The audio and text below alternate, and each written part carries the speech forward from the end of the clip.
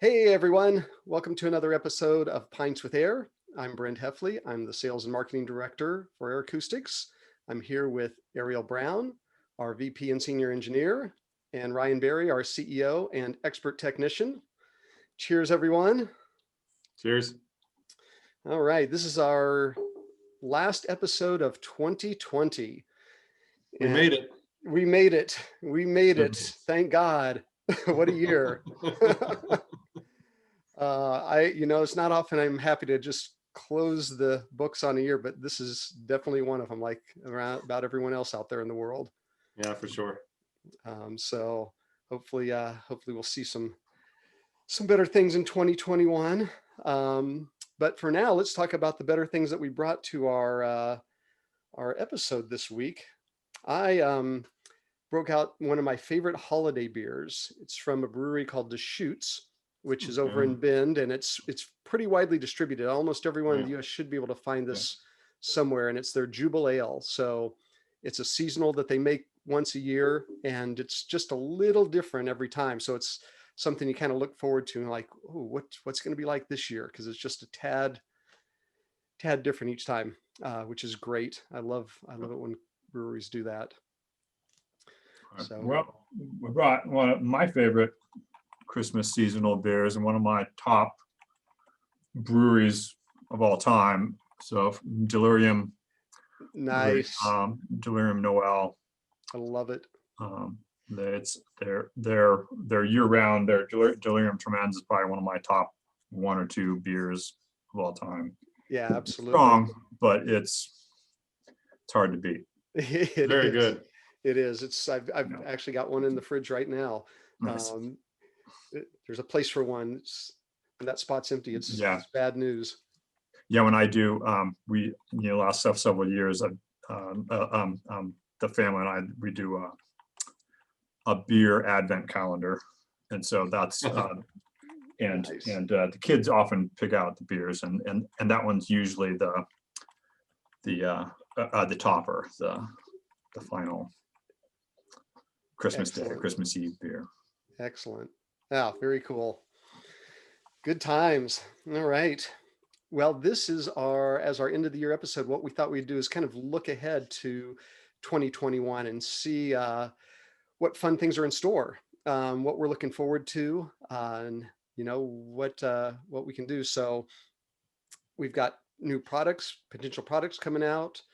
Hopefully things will start to open up a little bit more in terms of the world, probably latter half versus early half of the year. But you never know what's going to happen. But I'm personally hopeful that I'll be able to get out and travel a little bit and go to some shows, mainly to see a lot of the friends that we have around the world that we mainly get to see in Munich or Hong Kong or Tokyo at the big shows there. So yeah, same here. I hope and would love to get out.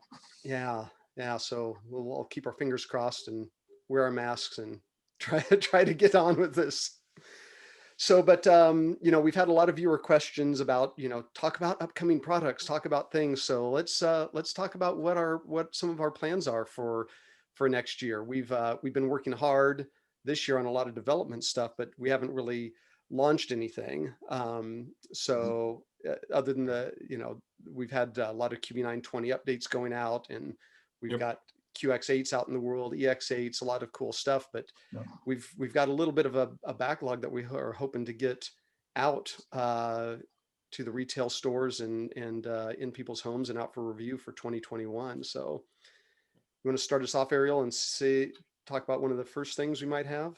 Yeah, so and so even one that we're finally going to release, and we've even showed it at Munich a couple of years ago. I think we're finally able to release it after overcoming some of our last hurdles and getting it out the door. So the CX8 CD player in the 8 series, and it's in a little different spin for us, just CD player, but it'll have some of the same 8 series options that we have offered in so far in the EX8 and QX8. So we'll have Ethernet streaming option, the same board that goes into the other products, as well as USB input options. So it can be used as, again, that idea of kind of a hub. So it can be, have a couple digital inputs as well as being able to spin CDs. It can be your spinning hub. That's right. Nice. And the big thing about that product too, to keep in mind, is that as the rest of the 8 series is, it's all optional. So if you have a QX8, for example, that you have as your stereo hub and you just want to add a CD player, you don't need to get the USB functionality or the Ethernet streaming. And then, you can kind of mix and match the features on each piece that you need to make a complete system for yourself. Yeah, that's great. And Ryan, are we still looking roughly $5,000 price range? Yeah, that should be about where we're looking at on that one. So, the CD player will be about 5,000. There'll be features that you can add to it, of course, as always. Yep. But Yep. Yeah, it should be a really good complete set for anybody that needs a DAC, and they also have the physical media in their libraries that they want to spin. I know just dealing with customer service, while streaming is a great thing, there's still trials with it, with network and internet connection speeds and things like that. That makes it a little frustrating for some people. So having that CD player to fall back to is kind of a nice thing to have. For sure. I know half the people out there right now are going, "You're making a what?" Mm-hmm. Like that's pretty 1998 there. And then the other half of the people are like, "Oh, thank God, like somebody's making a CD spinner again, because I just don't deal with the streaming stuff." And frankly, I've been looking forward to it personally, even though I love to do streaming. I've got, cases of CDs of stuff that's either not really available, or, sometimes it's just fun to do that. And I can actually see a good situation with people that have, remote homes, places that the internet connection isn't great necessarily. This being a perfect piece for too, second system vacation homes, where you don't want to deal with streaming. You want to get online and have all your emails pop up, and you just want to play some music. So absolutely, yeah, that's great. So we're looking at that hopefully end of first quarter ish. Yeah, that should be about right. As you said, last year was kind of a slow year for getting products out the door. We had the QB9 upgrade, but not a lot of new products in that sense, or not any new products in that sense. Supply chains with, the virus, and even before then a little bit to a degree, has been pretty nightmarish to navigate. So definitely it's been a lot of unlocking some things. So we've finally gotten unlocked on that end of it. And I'm hoping that by the end of the first quarter, prior to the end of first quarter, actually, we'll be looking at that CD player being out. Great. And then what else are we looking at, Ariel? Yeah, so then, to continue on the 8 series, which a lot of, we've had, the way the 8 series was designed was to share a lot of boards and modules and stuff. And so we actually have, quite a few products in that pipeline ready to go. But the next one is going to be the 8 series phono stage. Right. PX8. And so it'll have, as usability wise, it'll be quite a bit different than, let's say, our P5. Now it'll have, that actual, user interface on the front that would be really easy to navigate, gain, loading, things like that directly from the front, without having to go to even back panel dip switches, or even open it up to change switches. It is all electronically controlled, solid state switches on the circuit board. You can just select it from the menu. Nice. It's really cool. And then the other really exciting option that we're going to add on this one is going to be a digital output. So we'll have an analog to digital converter card option. Sweet. Very similar in technology and filtering to the QA9. We learned quite a bit with the QA9, and it has some very special features, and this shares all that. And again, this will have that user front panel control of things like the gain, and sample rate, and fantastic settings for the actual digital output. And so we've already talked to a couple distributors about this, and so this isn't just useful just for let's say archiving vinyl recording. Mhm. There, we didn't even think about this when we started this, but they brought up the point that this would be really useful even as using it live going into some other digital preamps Yeah. and being able to do processing that way. Right, right. So what type of digital outputs is it going to have? Is it going to be SPDIF and USB out, or just? It'll have USB, and it will have the full slate of SPDIF outputs. Nice. That's cool. So you literally could take a QX8 and a PX5 and go SPDIF out of the PX5 into QX8 and have a record player and all Yeah. your streaming inputs. Mhm.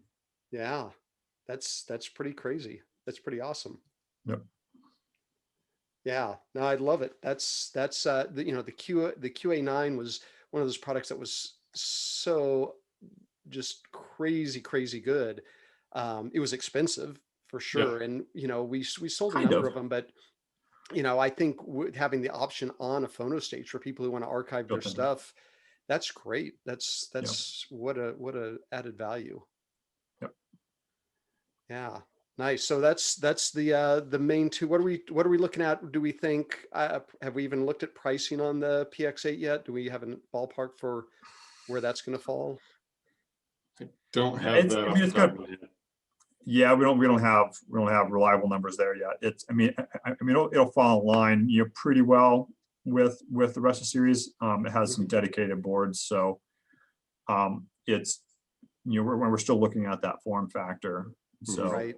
hopefully it'll be It'll be in this $3,000 to $7,000 range. Somewhere in Sure. there. Before. There you go. Yeah. For All sure, right. absolutely. Great. And then we're looking at probably second quarter for that, sometime April, May, June. Yeah, hopefully. I would expect around there for sure. Yeah. Okay. Great. That's super. And we've got, like you said, we have some other stuff that we've designed, the KX8 and VX8. And I think it'll just be a matter of how much time we have to introduce these, because bringing a new product to market, there's a lot that goes into it. Yeah. On a lot of levels. So we can only do so many per year, so many at a time. Exactly. But Yeah. And then I remember working all year on not necessarily even just those products, but working on a lot of things. And so I can't talk about all of it, but we're certainly working on